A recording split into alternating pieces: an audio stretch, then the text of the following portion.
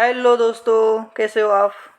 I hope आप लोग बहुत अच्छे होंगे। देखो, जो हमारा ये चैप्टर चल रहा था सोशल एंड पॉलिटिकल लाइफ का, जो हमारा 6 स्टैंडर्ड का, जिसमें हम लोग पढ़ रहे थे गवर्नमेंट के बारे में कि अलग अलग डिफरेंट डिफरेंट काइंड्स के गवर्नमेंट होते हैं, टाइप्स ऑफ जो डेमोक्रेटिक गवर्नमेंट क्या होता है, ये सारी चीज़ें हम लोगों ने ऑलरेडी डिस्कस कर ली है। ठीक है, अभी आज हम लोगों को पढ़ना है कि किस प्रकार से जो गवर्नमेंट है, डिफरेंट डिफरेंट बॉडीज़ है, उनकी कैसे काम करती है, कौन कौन से ऐसे पीपल होते हैं जो सपोर्ट करते हैं। ठीक है, लास्ट सेशन में हमने ये देख लिया था कि जो गवर्नमेंट, वो टाइप ऑफ गवर्नमेंट कितने होते हैं, मोनार्की क्या होती है, डेमोक्रेसी क्या होती है, कैसे पीपल इलेक्ट किए जाते हैं। ठीक है, राजा और रानी का कैसा कारोबार होता है, ये सारी चीज़ों के बारे में हम लोगों ने ऑलरेडी डिस्कस कर लिया है लास्ट सेशन में। आज हमें यही देखना है कि या यहाँ पे ना कुछ डिस्कस के पॉइंट्स है, यहाँ पे यही हमें देखना है कि क्या डिस्कस करना है। Do you think it is important for people to the involve in the decision that affect them, give the 2 reasons for the answer. ठीक है, आपको एक खुद को देना है, रीजन देने हैं किस प्रकार से पीपल के इन्वॉल्व होने से किस प्रकार से जो सारी जो अफेक्ट होता है देम उन पर। ठीक है, which type of government would you prefer to have in the place you live. Okay, मतलब कि आप जहाँ पे रहते हो आप कौन से टाइप के गवर्नमेंट प्रेफर करोगे, आपको कौन से गवर्नमेंट, मतलब आपको मोनार्की पसंद होंगी या फिर डेमोक्रेसी। ठीक है, आपको खुद से आंसर करना है। Which of the statements blow is correct, मतलब नीचे दिए गए जो स्टेटमेंट है कौन से ऐसे करेक्ट है। करेक्ट दो sentence that you think need correction. Okay, correct करना है आप लोगों को खुद से कि जो सेंटेंस है वहाँ पे जिनमें कुछ प्रॉब्लम्स है या फिर गलतियाँ है। In a monarchy the country citizens are allowed to elect whoever they want। Okay, मतलब ये करेक्ट करना है आपको। मोनार्की में जो सिटीजन्स है वो उन्हें अलो करते हैं कि जो उनके हिसाब से वो इलेक्ट किए जाते हैं। क्या ये सेंटेंस सही है? ठीक है, ये मोनार्की में नहीं होता, ये डेमोक्रेसी में होता है। ठीक है, यहाँ पे डेमोक्रेसी चाहिए था। In a democracy a king has absolute power to rule the country. Okay, democracy में किसी भी प्रकार का कोई किंग नहीं होता है। ठीक है, डेमोक्रेसी में रूल किया जाता है to the by the peoples. In a demo, in a monarchy, people can raise questions about the decisions of the monarchy takes। Okay, देखो मोनार्की में ना जो राजा ने अगर डिसीजन ले लिया ना तो वही फाइनल होता है, इस पर कोई कोई किसी प्रकार के सवाल नहीं उठा सकता। ठीक है, आगे देखो, हमें पढ़ना है अभी डेमोक्रेटिक गवर्नमेंट के बारे में। किसके बारे में पढ़ना है? Democratic government. ठीक है, डेमोक्रेटिक गवर्नमेंट्स का मतलब कि ऐसा गवर्नमेंट जो कि पीपल के द्वारा रूल किया जाता है। ठीक है, इसे बोलते हैं democratic government.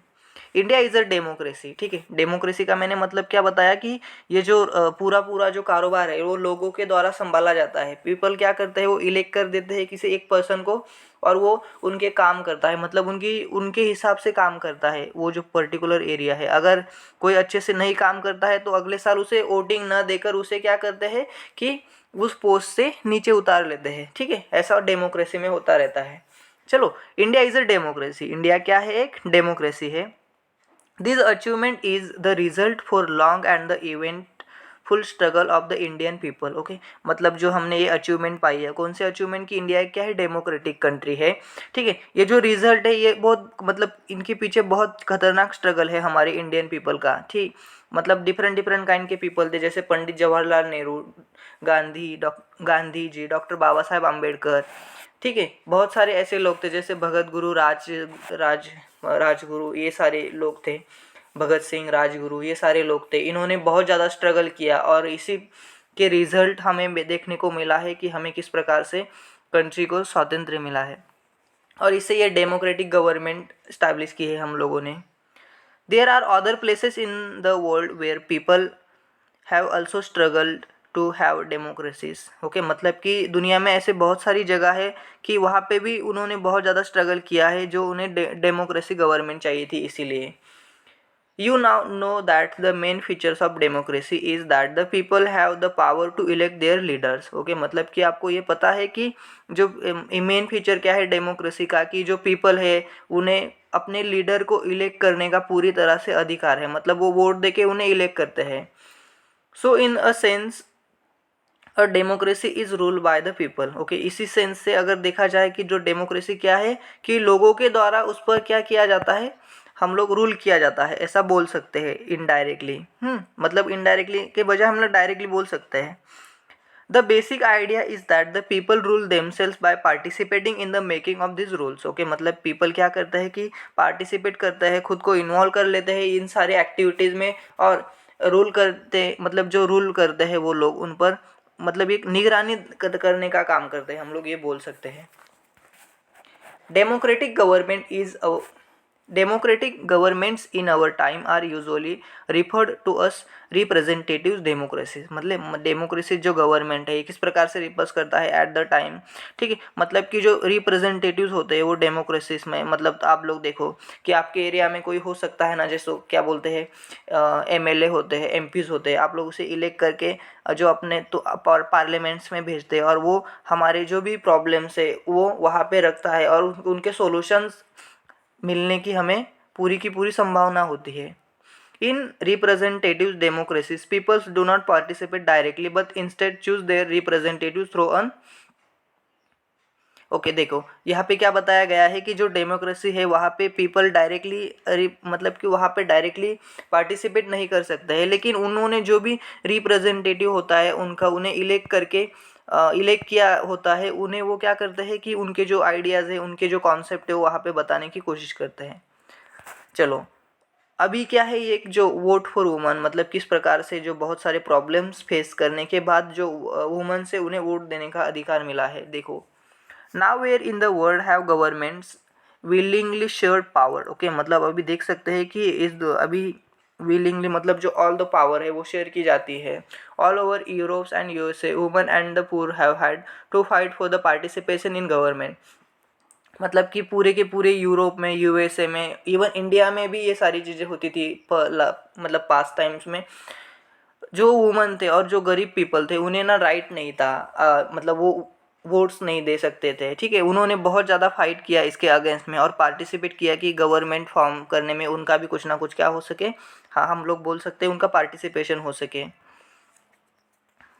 Woman struggle to vote got strengthen during the first world war. Okay, मतलब जो वुमेंस थे उन्होंने वोट देने के लिए खुद को क्या किया कि बहुत ज़्यादा स्ट्रगल किया कि वो भी पार्टिसिपेट कर सकते हैं at the time of first world war, जहाँ पे 1914 से लेके 1918 के बीच में वर्ल्ड वॉर हुआ था। उस टाइम में वो जो महिलाएं थी, जो वुमेंस थे, उन्होंने बहुत ज़्यादा स्ट्रगल किया, फाइट किया, और उन्हें भी पार्टिसिपेट करना था वोटिंग सिस्टम में, क्योंकि वो भी चाहती थी कि हमारा भी हाथ बार होना चाहिए गवर्नमेंट के जो भी एक्शंस होते हैं, मतलब हमें भी अधिकार होना चाहिए कि हमें किसे इलेक्ट करना है। This movement is called the women's suffrage movements as a term suffrage usually means to right to vote. Okay, मतलब जो ये मूवमेंट है, ठीक है, वो इसी मूवमेंट को बोला जाता है वुमेन्स सेपरेज मूवमेंट। ओके, मतलब जो वुमेन सेपरेज का यूजुअली जो मतलब क्या बताया है कि राइट टू वोट, मतलब कि उन्हें उन्हें स्ट्रगल करते रहे हमेशा से, उन्हें राइट टू वोट चाहिए था, उन्हें भी वोट करने का अधिकार चाहिए था, इसीलिए उन्होंने स्ट्रगल किया और फाइनली वो उनका स्ट्रगल सक्सेसफुल होता है। During the war, many men were away fighting, and because of this, women were called upon to work that was earlier considered men's work. मतलब कि ड्यूरिंग वर्ल्ड वॉर के time में क्या होता है कि बहुत सारे जो इंसान मतलब मेन होते थे, घर के मेन मतलब जो काम करता बोलते हैं हमारे यहाँ पे, जो मेन इंसान होता है घर में, वो ना वर्ल्ड पे मतलब कि वॉर पे चला जाता है। तो उसके बाद क्या होता है कि जो सारे काम होते हैं वो पूरे के पूरे काम जो होते हैं वो वुमन ही करती है घर पे, ठीक है। मेन जो इंसान मतलब जो मेन के वर्क होते थे वो, many women began organizing and managing different kinds of work. बहुत सारी ऐसी महिलाएं थे, उन्होंने ऑर्गेनाइजिंग कर स्टार्ट कर दिया और मैनेज स्टार्ट करना, डिफरेंट डिफरेंट काइंड के वर्क करना उन्होंने शुरुआत कर दी।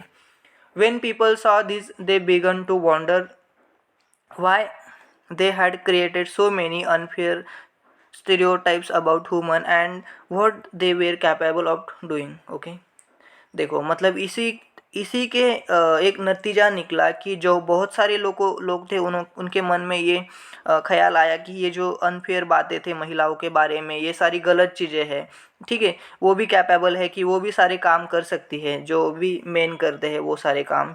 सो woman began to see sorry so woman began to be seen as being equally capable of making decisions.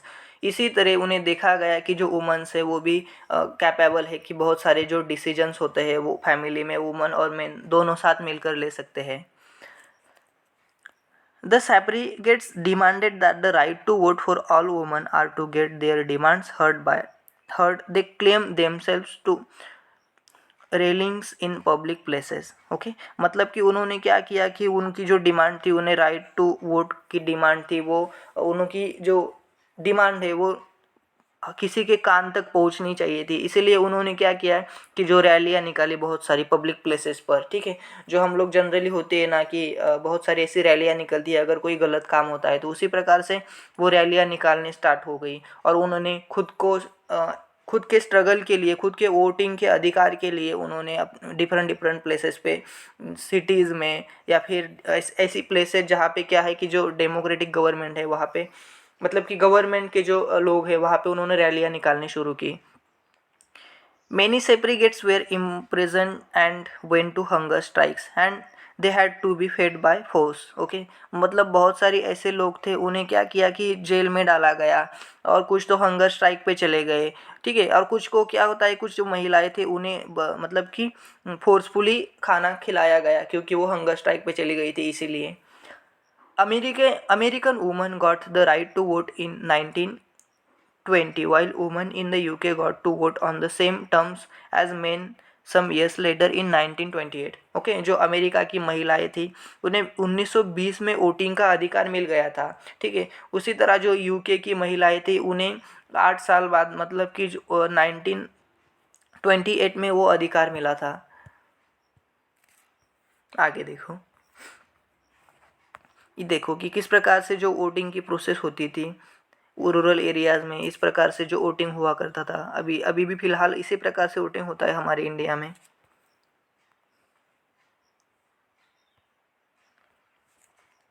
Election process, this representatives meet and make decisions for the entire population. Okay, मतलब जो भी election process होती थी, जो representatives होते थे वो एक साथ आकर के जो डिसीजंस लेते थे इंटायर पॉपुलेशन के मतलब प्रॉफिट के लिए, उनके वर्क के लिए। This says a government cannot call itself democratic unless it allows that what is known as a universal adult franchises। Okay, मतलब कि ये जो गवर्नमेंट है वो हम लोग नहीं बोल सकते कि एक डेमोक्रेटिक गवर्नमेंट है जब जब तक वहाँ पे क्या है कि जो यूनिवर्सल अडल्ट फ्रेंचाइजेस वहाँ पे इन अलो नहीं किए जाते। This means that all adult in the country are allowed to vote. मतलब कि इसका मतलब क्या होता है कि जो ऑल अडल्ट है, मतलब कि जो 18 ईयर से ज़्यादा जिनकी उम्र है उन्हें अडल्ट बोल सकते हैं और उन्हें ये राइट है कि वो अपने रिप्रेजेंटेटिव्स को चुन सकते हैं या फिर हम लोग बोल सकते हैं कि वोट कर सकते हैं। But it is not always like this, मतलब ये ऐसा कभी, मतलब हमेशा हमेशा से नहीं हुआ है। Can you believe that there was a time when governments did not allow woman and the poor participants in the election. Okay, आपको ये पता होना चाहिए, आपको ये बिलीव नहीं होगा कि जो वुमेंस थे, जो पुअर गरीब पीपल थे, उन्हें इलेक्शंस में किसी प्रकार से पार्टिसिपेशन का कोई राइट नहीं था, ठीक है।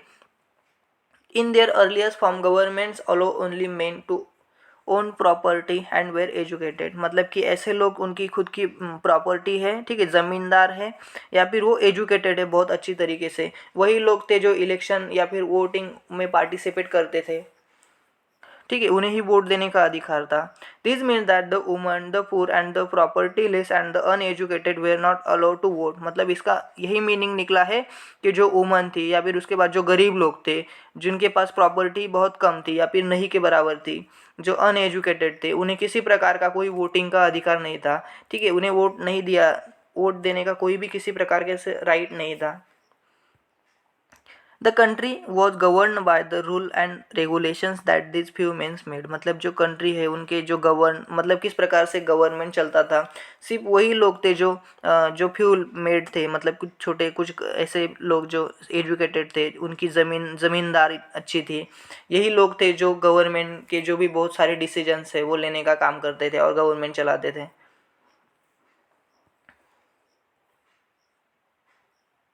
In India, before independence, only A small minority was allowed to vote and they therefore called together to determine the fate of the majority. Okay मतलब जो इंडिया में क्या थी बिफोर द इंडिपेंडेंस, हम मतलब कि हमें इंडिपेंडेंस मिलने के पहले कुछ ऐसे माइनॉरिटीज़ थी, उन्हें अलो किया था कि वो वोट दे सकते हैं, ठीक है। वो टुगेदर एक साथ आके मिल करके उन्हें डिटरमाइन किया गया फेट, मतलब कि मेजॉरिटी में वो वोट कर सकते थे। Several people, including Gandhiji, were shocked at the unfairness of this practice and demand that all adults have the right to vote. This is known as the universal adult franchise. Okay, मतलब कि ऐसे बहुत सारे people थे, उन्हें vote देने का अधिकार नहीं था। फिर उन्होंने कुछ दिनों के बाद क्या होता है कि कुछ सेवरल पीपल थे, उनमें से गांधी जी भी एक थे, ठीक है। उन्होंने एक साथ मिल कर के एक जगह पे आए और उन्होंने डिमांड की कि हमें जो अडल्ट लोग हैं उन्हें राइट चाहिए होता है, मतलब हमें राइट है कि हम लोग वोट कर सकते हैं। ये सारी चीज़ें हुई, कुछ रैलियाँ निकाली गई इनके अगेंस्ट में, ठीक है। इसी को बोला गया है कि यूनिवर्सल अडल्ट फ्रेंचाइजेस, ये सारी प्रोसेस है, उसी को क्या बोला गया है, universal adult franchises. Writing in the journal young Indian is, देखो एक राइटिंग है जो जर्नल है यहाँ पे, उन एक क्या बोलते हैं कि न्यूज़ मैगजीन बोल सकते हैं, यंग इंडिया नाम की, ठीक है। इन का कब की बात है, वो 1931 की।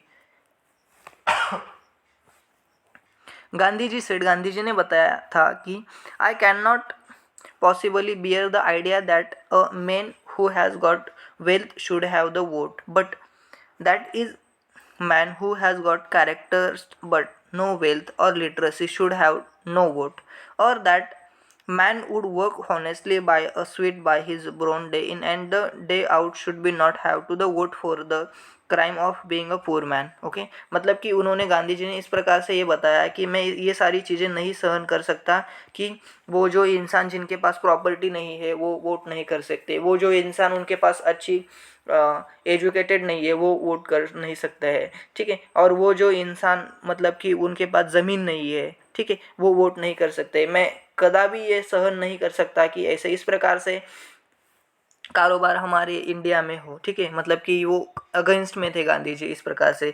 वो जो यंग इंडिया जो जर्नल था उनमें उन्होंने ये पब्लिश किया था कि ये सारी चीज़ें बताई थी।